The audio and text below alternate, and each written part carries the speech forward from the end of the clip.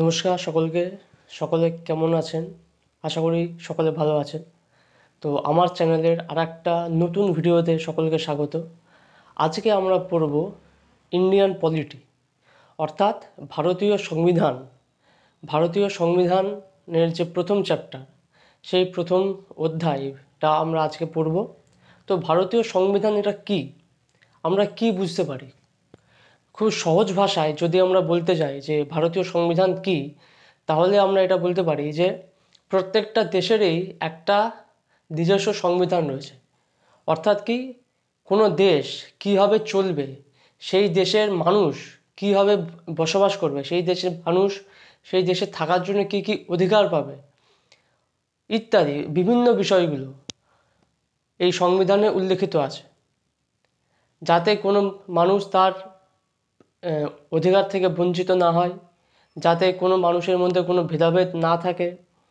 এই সমস্ত বিভিন্ন যে বিষয়গুলো, সেগুলো কি সংবিধানে উল্লেখিত রয়েছে। তো সেটাই হচ্ছে সংবিধান। তো ভারতেরও একটা সংবিধান আছে। এবার ভারতের সংবিধানের মধ্যে কি কি আছে সেগুলো আমরা ধীরে ধীরে জানতে পারবো বিভিন্ন ক্লাসের মাধ্যমে।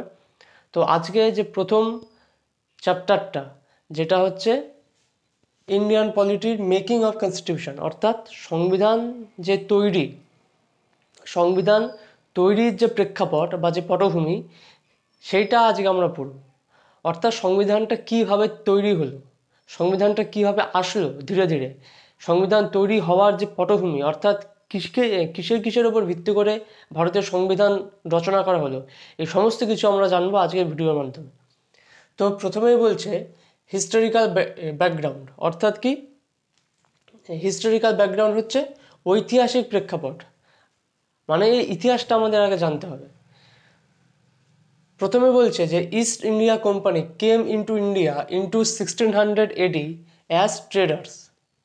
তাহলে ইস্ট ইন্ডিয়া কোম্পানি কি করলো? ইস্ট ইন্ডিয়া কোম্পানি ভারতে আসে 1600 খ্রিস্টাব্দে অ্যাজ ট্রেডার্স, অর্থাৎ একটা বাণিজ্যিক সংস্থা হিসেবে, অর্থাৎ বাণিজ্য করতে ইস্ট ইন্ডিয়া কোম্পানি ভারতে এসেছিল।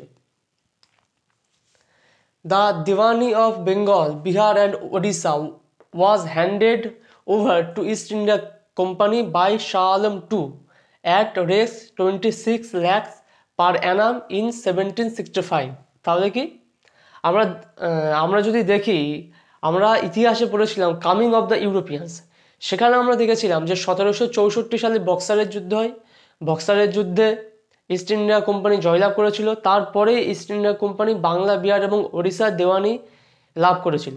তো এখানেও সেটাই বলা হয়েছে, ইস্ট ইন্ডিয়া কোম্পানি 1765 সালে বার্ষিক 26 লক্ষ টাকার বিনিময়ে বাংলা, বিহার এবং ওড়িশাতে দেওয়ানি অধিকার, অর্থাৎ রাজস্ব গ্রহণের অধিকার পেয়েছিল। এই অধিকারটা কে দিয়েছিল? এই অধিকারটা দিয়েছিল হচ্ছে শাহ আলম টু, অর্থাৎ দ্বিতীয় শাহ আলম। তারপরে আসছে রেগুলেশন অ্যাক্ট 1773, অর্থাৎ 1773 সালের রেগুলেশন আইন। কি বলছে? Created the post of governor general who will took after the administrative function on behalf of east India company. তাহলে কি, 1773 সালে যে রেগুলেশন আইন বা যে রেগুলেটিং অ্যাক্ট, সেই রেগুলেটিং অ্যাক্টের মাধ্যমে কি করা হয়? একটা পদ তৈরি করা হয়। কিসের পদ তৈরি করা হয়? Governor general. গভর্নর জেনারেলের একটা পদ তৈরি করা হয়, যে কিনা কি করবে? যে কিনা ইস্ট ইন্ডিয়া কোম্পানির হয়ে বাংলার যে শাসনভার, সেই শাসনভার গ্রহণ করবে। First governor general of Bengal Warren Hastings. তাহলে কি, বাংলার প্রথম যিনি গভর্নর জেনারেল ছিলেন তিনি হচ্ছেন Warren Hastings. This act separated executive from judiciary, অর্থাৎ এই রেগুলেটিং আইন শাসন বিভাগ থেকে বিচার বিভাগকে পৃথক করে দেয়। Imperial court or supreme court in Calcutta was set up in 1774, অর্থাৎ ইম্পেরিয়াল কোর্ট বা কলকাতাতে সুপ্রিম কোর্ট তৈরি হয় 1774 সালে। যেহেতু শাসন বিভাগ এবং বিচার বিভাগ দুটোকে পৃথক করে দেওয়া হয়, তাই শাসন বিভাগ তো আমরা পেয়ে যাচ্ছি, কিন্তু বিচার বিভাগের জন্য আমরা তখন কি করলাম, অর্থাৎ কি করা হলো, কলকাতাতে সুপ্রিম কোর্ট বা ইম্পেরিয়াল কোর্ট তৈরি করা হলো 1774 সালে। যদি পরীক্ষায় প্রশ্ন আসে যে 1774 সালে কলকাতায় যে সুপ্রিম কোর্ট তৈরি হয়েছিল সেটা কোন আইনের ওপর ভিত্তি করে তৈরি হয়েছিল, তাহলে উত্তর হবে 1773 সালের রেগুলেটিং আইনের অনুসারে। এবং কলকাতা সুপ্রিম কোর্টের যে প্রধান বিচারপতি বা প্রথম বিচারপতি ছিল সে হচ্ছে স্যার এলিজা ইম্পে। এর পরে আসছে পিটস ইন্ডিয়া অ্যাক্ট, অর্থাৎ পিটের ভারত শাসন আইন। পিটের ভারত শাসন আইন চালু হয় 1784 সালে। কি বলা হয়েছে? The act clearly distinguished the commercial and political function of the company. মানে কি, এই যে পিটের ভারত শাসন আইন আনা হলো, এখানে কি বলা হলো, এখানে ইস্ট ইন্ডিয়া কোম্পানির যে কাজ, অর্থাৎ একটা বাণিজ্যিক কাজ, একটা রাজনৈতিক কাজ। কেননা ইস্ট ইন্ডিয়া কোম্পানি এসেছিল ভারতে বাণিজ্য করার জন্য, সেই কারণে পিটের ভারত শাসন আইনের মাধ্যমে ইস্ট ইন্ডিয়া কোম্পানির বাণিজ্যিক কাজ এবং রাজনৈতিক কাজ এই দুটোকে আলাদা করে দেওয়া হলো। It established a board of control to manage the political affairs in India. অর্থাৎ কি, একটা নতুন ভাগ তৈরি করা হলো বা একটা নতুন শাখা তৈরি করা হলো। সেটা কি? সেটা হচ্ছে board of control. Board of control তৈরি করা হলো। এই বোর্ড অফ কন্ট্রোল কী করবে? এই বোর্ড অফ কন্ট্রোল ভারতে যে ইস্ট ইন্ডিয়া কোম্পানির যে রাজনৈতিক কাজটা, সেই রাজনৈতিক কাজটা দেখাশোনা করবে কে? এই board of control. This act is known as act of settlement. তাহলে এই যে অ্যাক্ট, এই যে পিটের ভারত শাসন আইন, এইটাকে বলা হয় act of settlement. Charter act 1813, অর্থাৎ কি 1813 সালের charter act. The company first time proposed that 1 lakh to be invested in Indian for education. অর্থাৎ কি 1813 সালের চার্টার অ্যাক্টের মাধ্যমে কোম্পানি প্রথমবারের জন্য ভারতীয় শিক্ষা খাতে বার্ষিক 1 লক্ষ টাকা দানের সম্মতি দিয়েছিল। It permits Christian missionaries to operate Christianity in India. অর্থাৎ কি এই 1813 সালের চার্টার অ্যাক্টের মাধ্যমে কি বলা হয়, যে খ্রিস্টান যে সমস্ত মিশনারি আছে, অর্থাৎ যারা খ্রিস্ট ধর্ম প্রচার করে, তাদেরকে ভারতে খ্রিস্ট ধর্ম প্রচারের অনুমতি দেওয়া হয় এই 1813 সালের চার্টার অ্যাক্টের মাধ্যমে।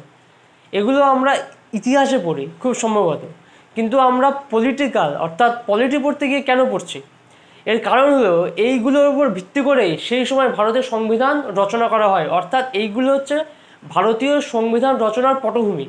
যদি এইগুলো আমরা না জানি তাহলে কোনটা কোথা থেকে আসলো বা কেন তৈরি হলো আমরা সেটা জানতে পারবো না। সেই কারণে এইগুলো পড়া আমাদের খুব গুরুত্বপূর্ণ। চার্টার অ্যাক্ট 1853, অর্থাৎ 1853 সালের চার্টার অ্যাক্ট। এখানে বলা হয়েছে introduced recruitment to civil service was based on annual competitive examination. অর্থাৎ কি সিভিল সার্ভিস যে পরীক্ষা, সেই সিভিল সার্ভিস পরীক্ষাতে যে নিয়োগ হবে সেই নিয়োগটা হবে বার্ষিক প্রতিযোগিতার ভিত্তিতে। অর্থাৎ আগে 1853 সালের আগে যে সিভিল সার্ভিস পরীক্ষা হতো, যে নিয়োগ করা হতো, সেটা হতো কি স্বজন পোষণের মাধ্যমে। স্বজন পোষণ মানে ইংরেজ কর্মচারীদের যারা কাছের মানুষ ছিল বা যাদেরকে তারা মনে করতো তাদেরকে সিভিল সার্ভিসে তারা নিয়োগ করে দিত। কিন্তু 1853 সালে যে চার্টার অ্যাক্ট আনা হলো, সেখানে বলা হলো যে বাৎসরিক একটা প্রতিযোগিতামূলক পরীক্ষা হবে, সেই প্রতিযোগিতার মাধ্যমে সিভিল সার্ভিসে নিয়োগ করা হবে। Father of Indian civil service Lord Cornwallis. তাহলে কি এই যে সিভিল সার্ভিস পরীক্ষাটা চালু করা হলো, অর্থাৎ ভারতীয় সিভিল সার্ভিসের যে পিতা তিনি হচ্ছেন Lord Cornwallis. After independence all India service was introduced by Sardar Vallabhbhai Patel.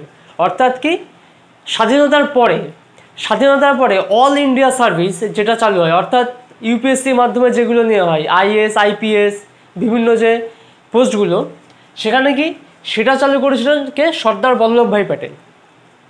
এরপরে চলে আসছে গভর্নমেন্ট অফ ইন্ডিয়া অ্যাক্ট 1858, অর্থাৎ 1858 সালের ভারত শাসন আইন।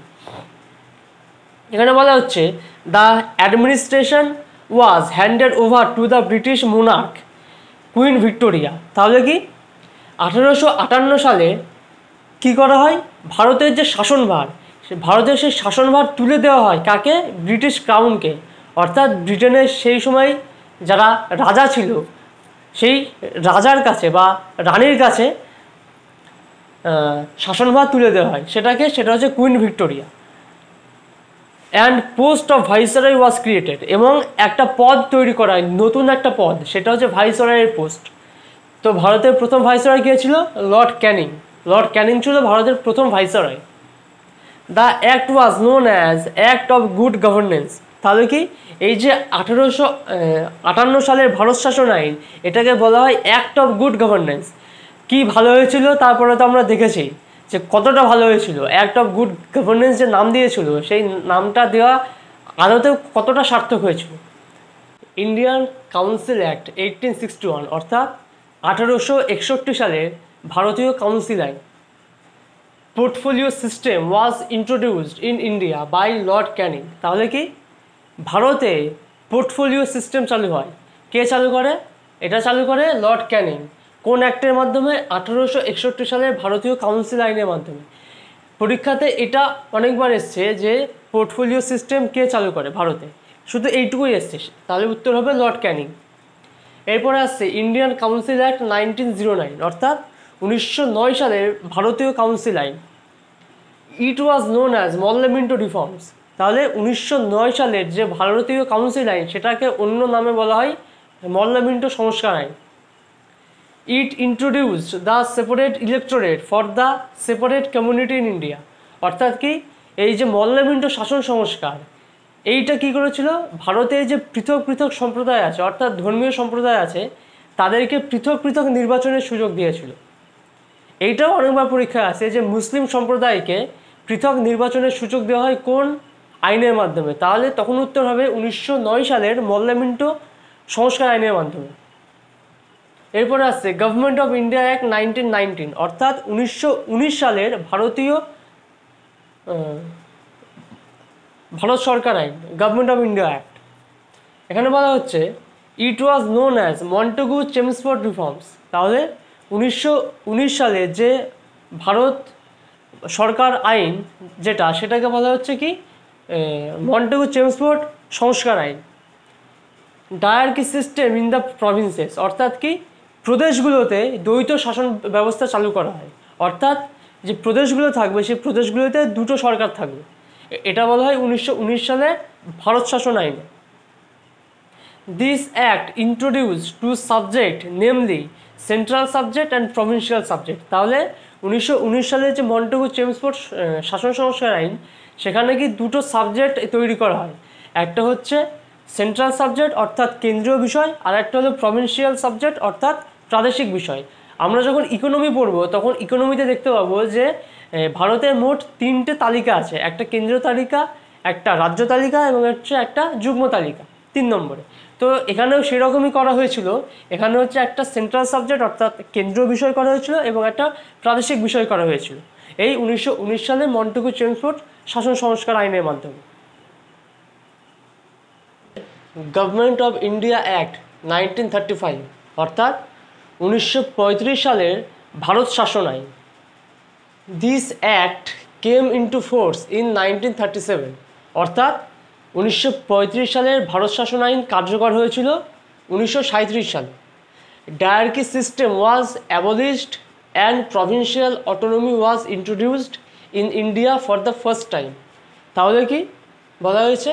বলা হয়েছে যে ডায়ার্কি সিস্টেম ওয়াজ অ্যাবলিশড, অর্থাৎ দ্বৈত শাসন ব্যবস্থা, এটা কি করা হয়, এটা অ্যাবলিশ করা হয়, অর্থাৎ অবলুপ্ত করা হয়। And provincial autonomy was introduced in India for the first time, এবং ভারতবর্ষে প্রথমবারের জন্য প্রাদেশিক স্বায়ত্তশাসন চালু হয়। অর্থাৎ আমরা এর আগের যে অ্যাডগুলো ছিল, সেগুলোতে দেখেছিলাম যে প্রদেশগুলোতে ডায়ার্কি সিস্টেম অর্থাৎ দ্বৈত শাসন ব্যবস্থা চালু করা হয়, কিন্তু 1935 সালে ভারত শাসন আইনে কী করা হলো, সেটাকে অবলুপ্ত করে দেওয়া হলো, এবং ভারতবর্ষে প্রথমবারের জন্য প্রাদেশিক স্বায়ত্তশাসন চালু করা হলো। The main idea of Indian Constitution has been prepared based on the Government of India Act 1935, অর্থাৎ আমরা ভারতের যে সংবিধান দেখি, সেই ভারতীয় সংবিধানের যে ধারণাটা, সেই ধারণাটা নেওয়া হয়েছিল কি 1935 সালের ভারত শাসন আইন থেকে। Federal court was set up in 1935, তাহলে 1937 সালে কী করা হয়, ফেডারেল কোর্ট স্থাপন করা হয়। এটা 1935 সালের ভারত শাসন আইনের মাধ্যমে। আচ্ছা, এরপরে আছে ক্যাবিনেট মিশন প্ল্যান 1946, অর্থাৎ 1946 সালের ক্যাবিনেট মিশন প্ল্যান। বলা হয়েছে দেয়ার আর 3 মেম্বার্স। তাহলে ক্যাবিনেট মিশন প্ল্যানে 3 জন সদস্য ছিল। কে কে? প্যাথিক লরেন্স, যিনি ছিলেন চেয়ারম্যান অর্থাৎ সভাপতি, এভি আলেকজান্ডার এবং স্যার স্ট্যাফোর্ড ক্রিপস, এই 3 জন হচ্ছে সভাপতি। Recommended to form a constituent assembly for the formation of Indian constitution. তাহলে কি এই যে ক্যাবিনেট মিশন প্ল্যান, এই প্ল্যানে কি বলা হলো, এই প্ল্যানে বলা হলো যে ভারতের যে সংবিধান তৈরি করা হবে, এই ভারতীয় সংবিধান তৈরি করার জন্য একটা গণপরিষদ গঠন করা প্রয়োজন। তো 1946 সালের ক্যাবিনেট মিশন প্ল্যানের সুপারিশে উনি হচ্ছে ভারতের গণপরিষদ অর্থাৎ কনস্টিটিউয়েন্ট অ্যাসেম্বলি তৈরি করা হয়েছিল। কনস্টিটিউয়েন্ট অ্যাসেম্বলি অর্থাৎ এবার আমরা চলে আসবো গণপরিষদে। টাইমলাইন বা সময়কাল 1928 the early draft of Indian constitution was submitted by Motilal Nehru. তাহলে 1928 সালে মতিলাল নেহরু ভারতীয় সংবিধানের একটি খসড়া বা ড্রাফট এটা জমা দেন। অর্থাৎ ভারতীয় সংবিধানটা কী রকম হবে তার যে একটা খসড়া, সেইটা মতিলাল নেহরু 1928 সালে জমা দিয়েছিলেন। এর অপর নাম হচ্ছে নেহরু রিপোর্ট, অর্থাৎ নেহরু রিপোর্ট হচ্ছে এর অপর নাম। MN. Roy first proposed the idea of a constituent assembly in 1934। তাহলে কি এম.এন. রয়ের সম্পূর্ণ নাম হচ্ছে মানবেন্দ্রনাথ রায়। তিনি কি বললেন, তিনি হচ্ছে একটা গণপরিষদের যে ধারণা, সেই ধারণা দিয়েছিলেন সর্বপ্রথম কত সালে, 1934 সালে। অর্থাৎ মানবেন্দ্রনাথ রায় বললেন যে আমরা তো সংবিধান রচনা করব, ভারতের তো সংবিধান রচনা করা হবে, কিন্তু সেটা কিভাবে রচনা করা হবে, সেটা কারা করবে, সেই জন্য একটা গণপরিষদ গঠন করা প্রয়োজন। তো তার যে আইডিয়াটা প্রথম, সেটা দিয়েছিলেন এম.এন. রয় 1934 সালে। এবার হচ্ছে সেট আপ অর্থাৎ তৈরি হওয়াটা। The constituent assembly was set up in November 1946। তাহলে গণপরিষদ গঠন করা হয় 1946 সালের নভেম্বর মাসে। এটাও অনেকবার পরীক্ষা দেয় যে গণপরিষদ গঠন করা হয় কত সালে।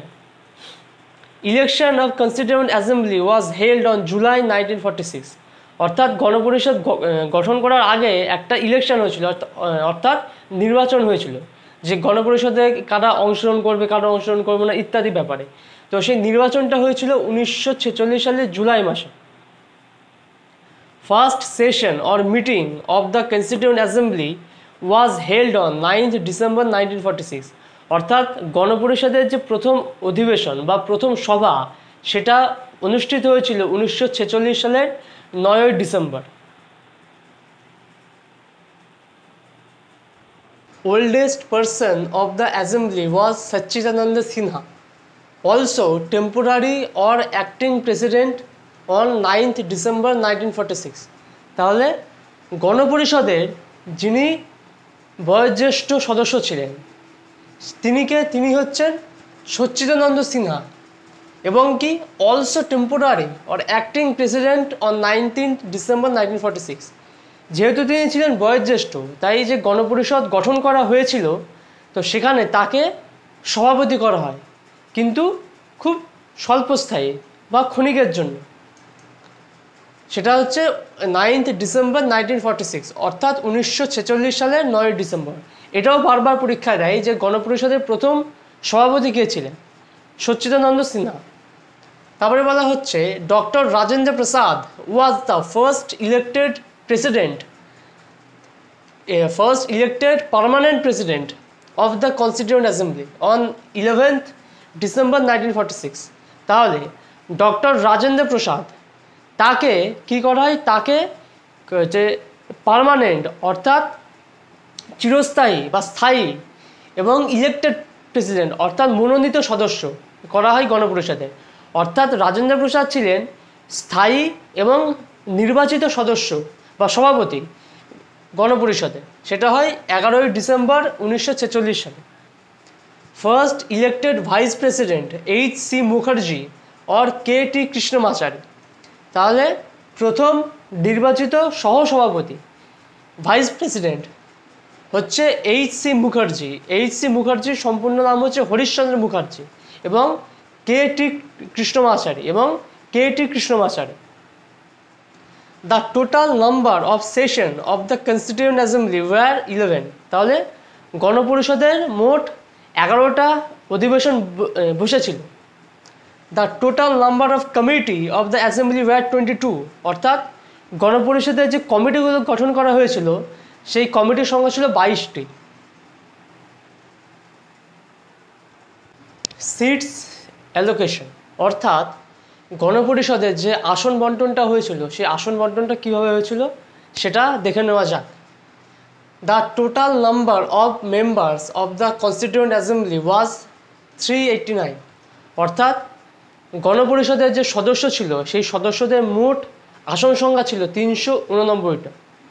এই 389টার মধ্যে আবার বিভিন্ন ভাগ আছে, অর্থাৎ বিভিন্ন জায়গা থেকে একত্রিত করে এই আসনটাকে অর্থাৎ এতগুলো আসন তৈরি করা হয়েছিল।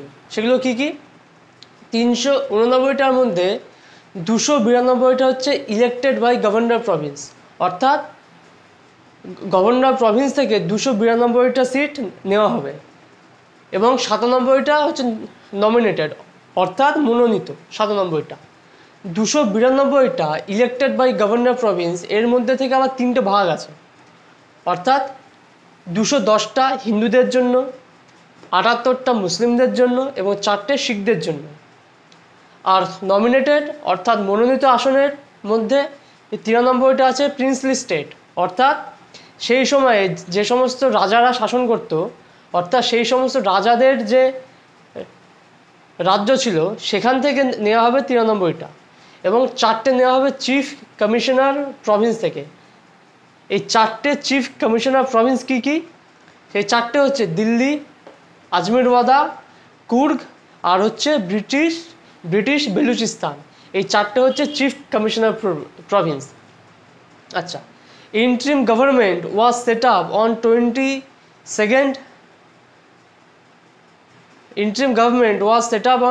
সেপ্টেম্বর 1946।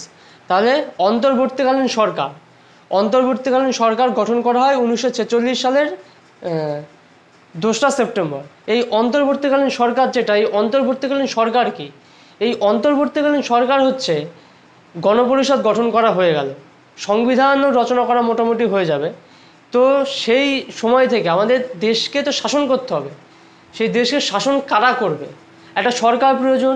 এই সরকারের একজন প্রধান থাকবে যাকে প্রধানমন্ত্রী বলবো এবং বিভিন্ন দপ্তর থাকবে, যে দপ্তরে বিভিন্ন মন্ত্রীরা থাকবে, তাদেরকে সেই দপ্তরগুলো দেওয়া হবে, তারা তাদের মতো করে সেগুলোকে শাসন করবে।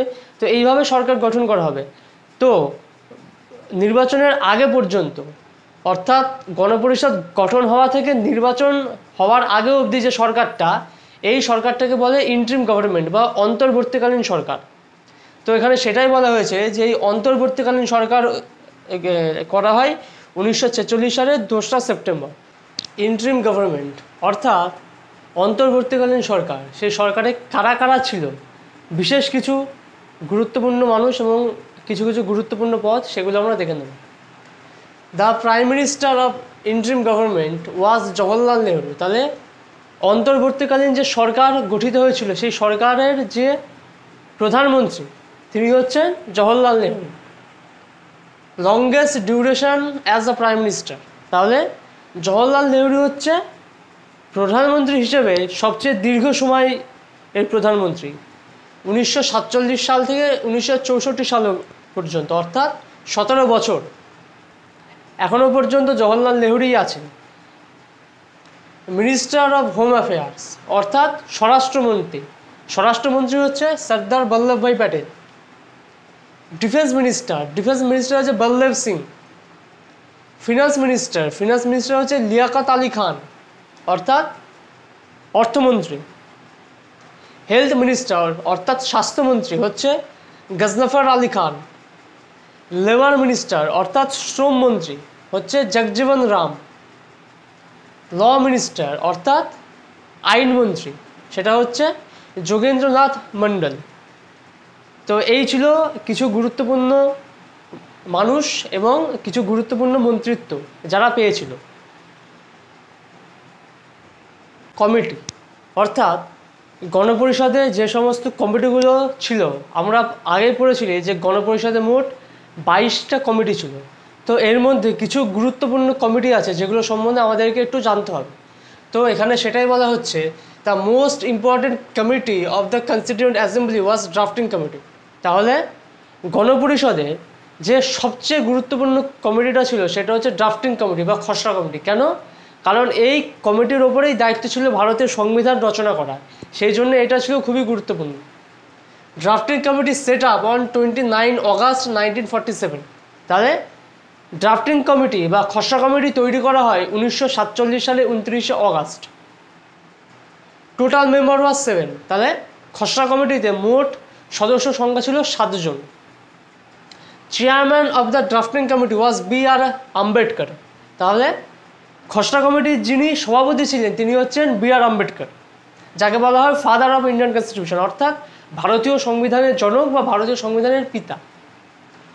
Syed Mohammad Saadulla was only Muslim member of the drafting committee.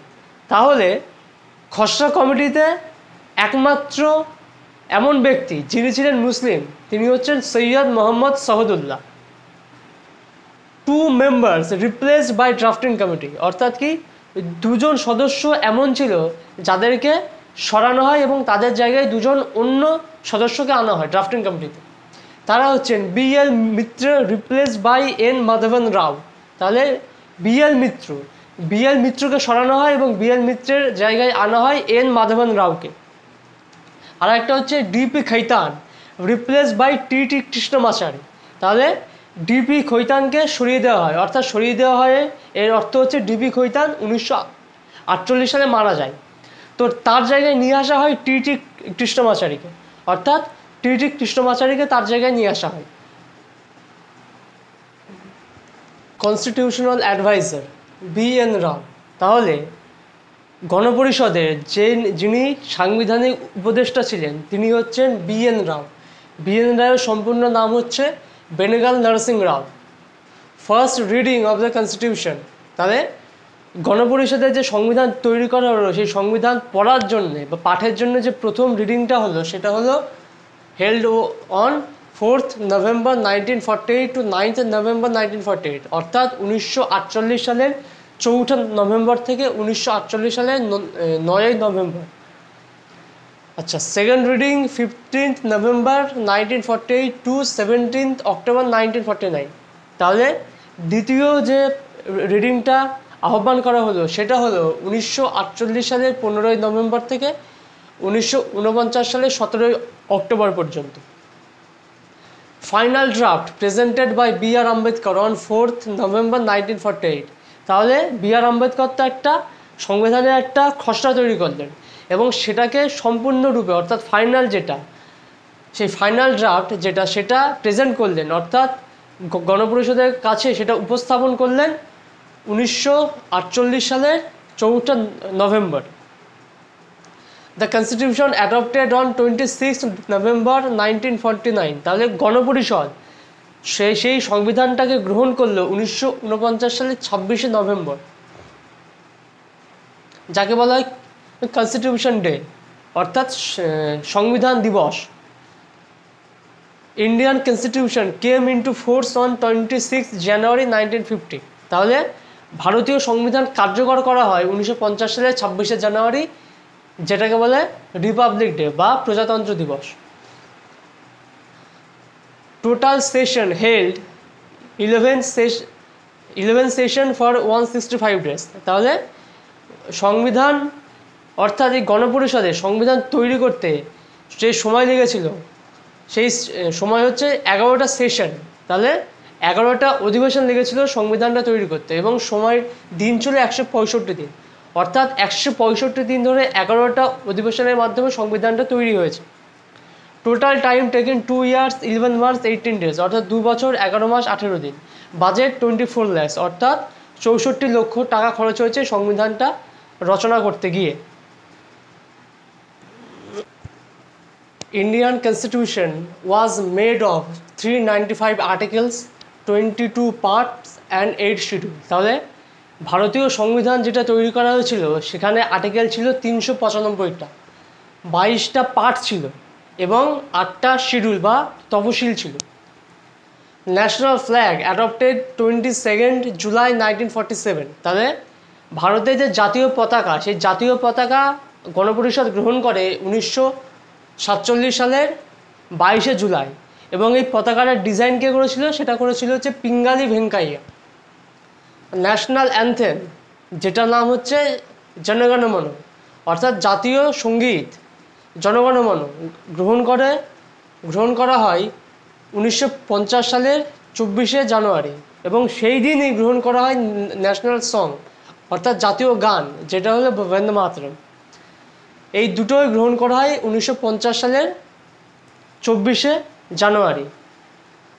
Jana Gana Mana রচনা করেছিলেন রবীন্দ্রনাথ ঠাকুর এবং বন্দে মাতরম রচনা করেছিলেন বঙ্কিমচন্দ্র চট্টোপাধ্যায়, যেটা আমরা আনন্দমঠ উপন্যাসে পেয়ে থাকি।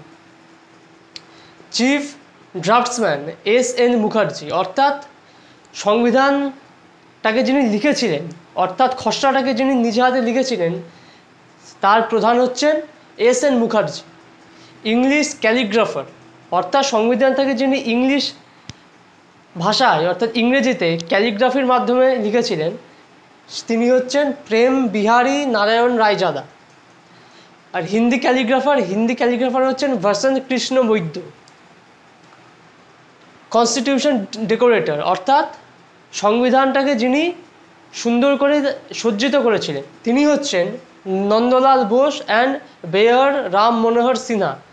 তাহলে সেই দুজন ব্যক্তি হচ্ছেন নন্দলাল বোস এবং Beohar Ram Manohar Sinha. Symbol of the constitution elephant. তাহলে ভারতীয় সংবিধানের যে সিম্বলটা ছিল অর্থাৎ প্রতীকটা ছিল, সেটা হচ্ছে হাতির প্রতীক, কারণ ভারতীয় সংবিধান হচ্ছে পৃথিবীর সবচেয়ে বড় লিখিত সংবিধান, সেই কারণেই এই প্রতীকটা দেওয়া যুক্তিসম্মত। First female health minister. এবার অনেকে বলবে এত কিছু তো হলো, কিন্তু মহিলাদের তো নাম শোনা গেল না, তাহলে কি মহিলারা সেই সময় কিছুই করেনি? এটা প্রশ্ন উঠতেই পারে।